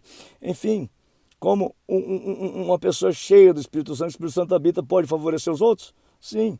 O que os outros pedirem e ele clamar a Deus, sim. Se for da vontade de Deus, a vontade do Espírito Santo acontece. Quando o teu povo sair à guerra contra o seu inimigo, pelo caminho por onde os enviares e orarem a ti, voltados para esta cidade que tu escolheste, e para o templo que edifiquei ao teu nome, ouve tu desde os céus a sua oração e as súplicas, a súplica e a sua súplica, e faz-lhes justiça. Ou seja, o que é o inimigo? O que é o nosso inimigo? Se não é contra homens, pessoas de carne e sangue que têm que lutar, mas contra os principais poderes, terão autoridade sobre as trevas. Quando pecarem contra ti, pois não há homem que não peque, e tu te indignares contra eles e os entregares nas mãos do inimigo, a fim de que os leve cativos a uma terra, longe ou perto daqui, se na terra ou aonde forem levados cativos, caírem sim e se converterem na terra do seu cativeiro, te suplicarem, dizendo: pecamos, procedemos mal e cometemos iniquidade. E se eles se converterem a ti de todo o seu coração, de toda a sua alma, na terra do seu cativeiro, para onde foram levados cativos, e orarem voltados para a sua terra, que deste aos seus pais, para esta cidade que escolheste, e para o templo que edifiquei ao teu nome, ouve tu desde o céu, do lugar da tua habitação, sua prece e a sua súplica, e faz-lhe justiça, perdoa teu povo, que houver pecado contra ti. Punirei com vara, mas terei misericórdia. O que significa isso? Né? Quer dizer que uma pessoa cheia do Espírito Santo não pode pecar? Pode sim. Da mesma forma, Deus vai punir com vara, mas vai ter misericórdia. Agora, o meu Deus, que os teus olhos estejam abertos e os teus ouvidos atentos à oração que se fizer neste lugar. Qual é esse lugar? Um coração onde mora Deus. E agora, Senhor Deus, levanta-te e entra para o teu repouso, tu e a arca do teu poder, que os teus sacerdotes, ó Senhor Deus, se revistam da salvação e os teus santos se alegrem com o bem. O Senhor Deus, não rejeites o teu ungido. Lembra-te da misericórdia que usaste para com Davi, teu servo. Capítulo 7, versículo 1. Quando Salomão acabou de orar, desceu fogo do céu e consumiu o holocausto e os sacrifícios, e a glória do Senhor encheu o templo. Os sacerdotes não podiam entrar na casa do Senhor, porque a glória do Senhor tinha enchido a casa do Senhor. Todos os filhos de Israel, vendo descer o fogo e a glória do Senhor sobre o templo, se inclinaram com o rosto em terra sobre o pavimento, adoraram e louvaram o Senhor, porque Ele é bom, porque a sua misericórdia dura para sempre. Enfim, Deus veio morar, né? Então o rei e todo o povo ofereceram sacrifícios ao Senhor. O rei Salomão ofereceu em sacrifício 22.000 bois, 120.000 ovelhas. Assim o rei e todo o povo consagraram a casa de Deus. Os sacerdotes estavam nos seus devidos lugares, bem como os levitas com os instrumentos musicais do Senhor, que o rei Davi tinha feito para com eles louvar o Senhor, porque a sua misericórdia dura para sempre. Quando Davi o louvava pelo ministério deles, louvar, gente, sim, se consiste no louvor a Deus, mas também em fazer o que é agradável a Deus, o que é a vontade de Deus.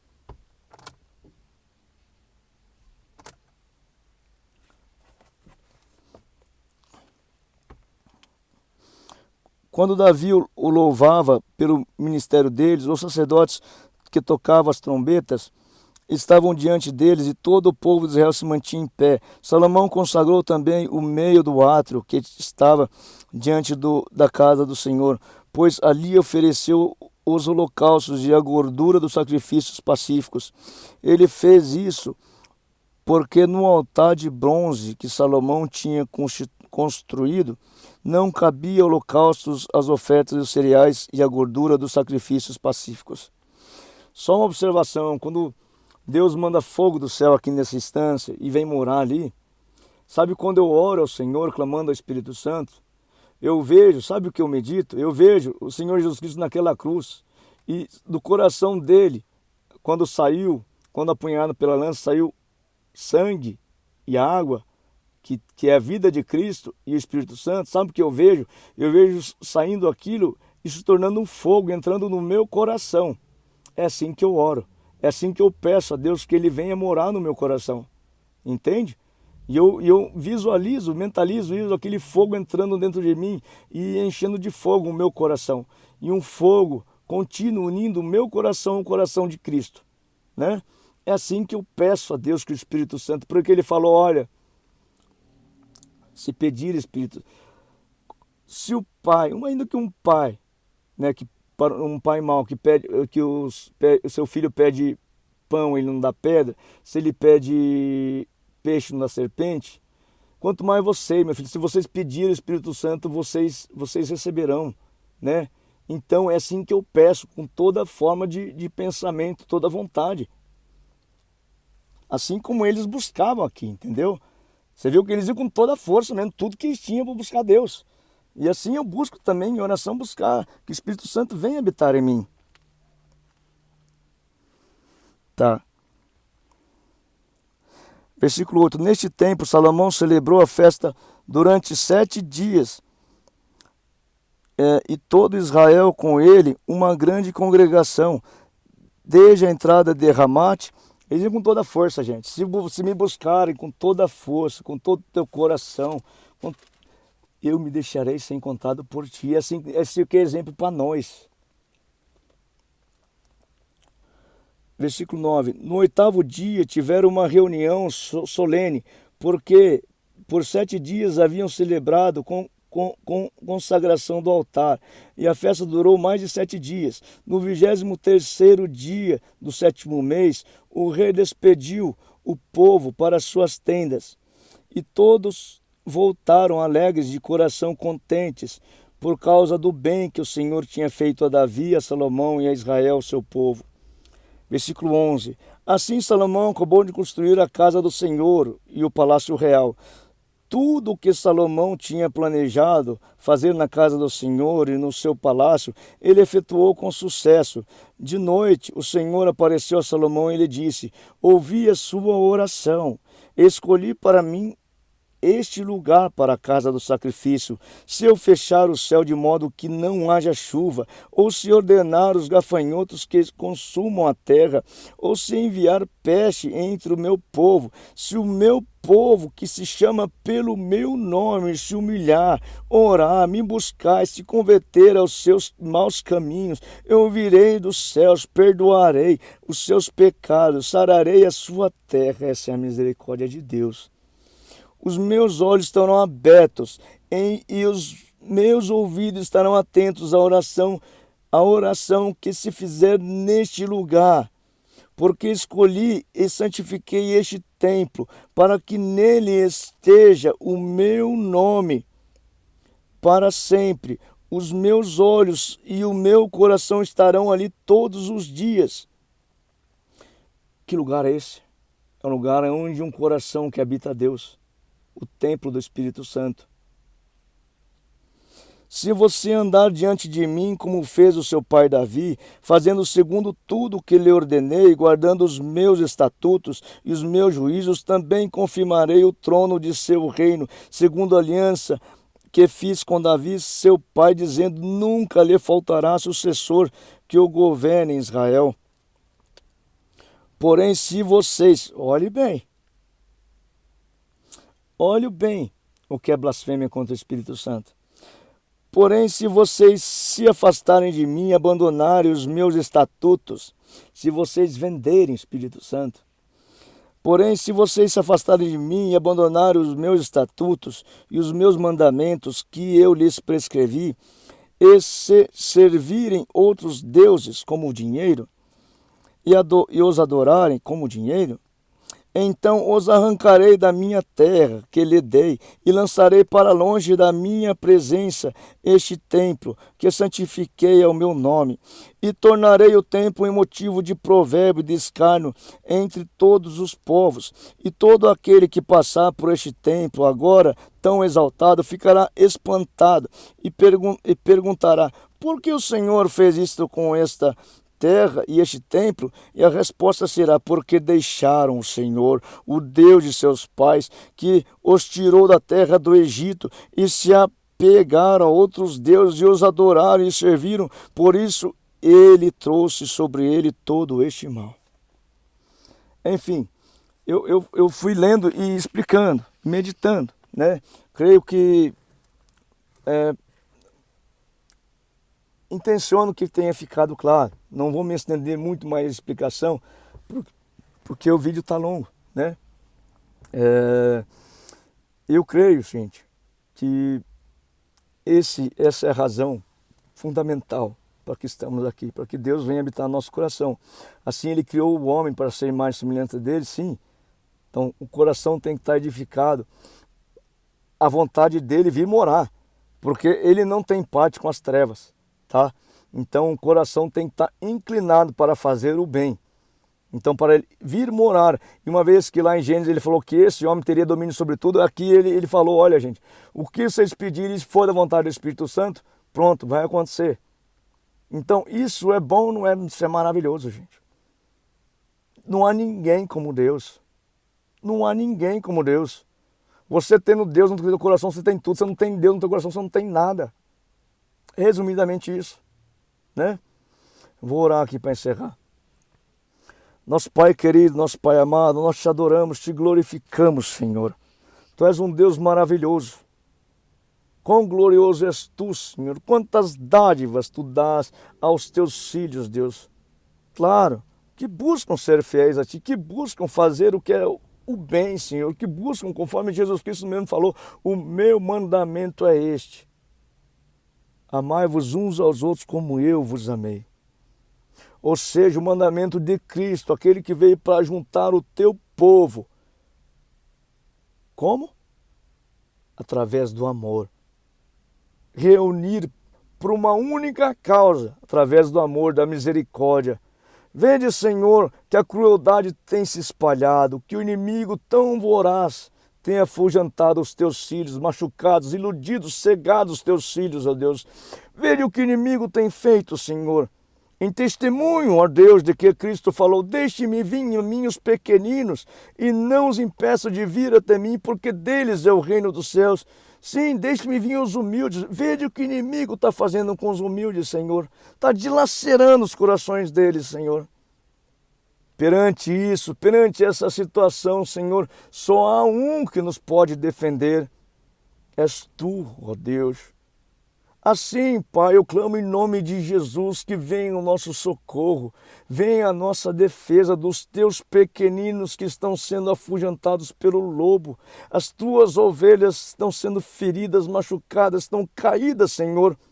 Em testemunho que o bom pastor viria buscar a ovelha perdida. Que tu venha, Senhor, socorrer o teu povo, que tu venha socorrer os teus, ó Deus. Tem compaixão de nós, ó Jesus, filho de Davi. Tem compaixão de nós. Venha defender o teu povo. Venha defender, Senhor, a razão de toda a sua criação. Afinal, não foi para isso que tu criaste tudo? Para ter os teus próximo de ti? Tenha misericórdia dos teus que estão esparramados, machucados, feridos pela astúcia, pela audácia, pela crueldade do lobo, ó Deus. Tem compaixão dos teus, Senhor. Eu clamo em nome de Jesus, em testemunho, como haveria de ser um grande derramamento do teu Santo Espírito, como profetizou Joel, em dias em que a igreja, a tua igreja estivesse morrendo, ó Deus, de como está. Assim, Pai, clamo em nome de Jesus.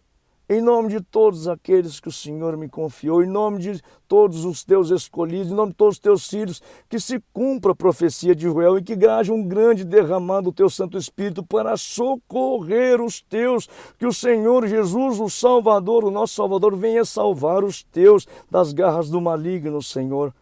Clamamos a Ti em nome de Jesus, meu Senhor e meu Deus. E manifeste o teu querer, seja feito tudo conforme a tua boa, perfeita, agradável vontade, Pai. Tem compaixão dos teus que perecem, ó Deus. Em testemunho com Romanos 8:26, irei orar aqui em línguas, ou seja, como diz lá, o Espírito Santo ora em gemidos inexprimíveis, quando a gente não sabe o que orar. Eu não sei a razão de cada qual, o que cada qual precisa, mas o Espírito Santo sabe. Assim eu clamo em nome de Jesus, que o Espírito Santo ore em mim, ore em mim para estes que estão orando conosco.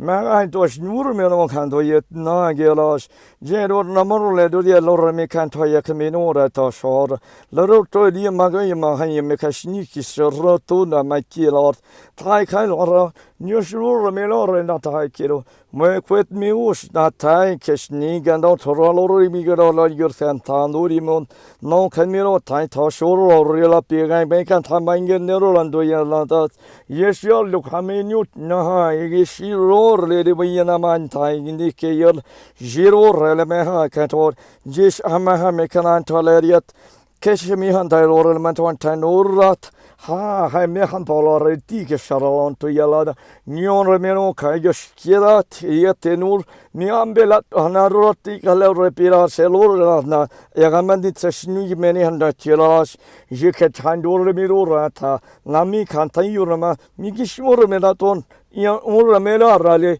ekerot I hande de to shiror le dala magala yena terat shit anemi kan torle mina torila tashien la mena ye kande tai kene tol or malone tenola tesh yorle to kande tesh jirolor le na hanor minu kantoyalos. Amém. Que Deus abençoe a todos em nome de Jesus. Com Deus.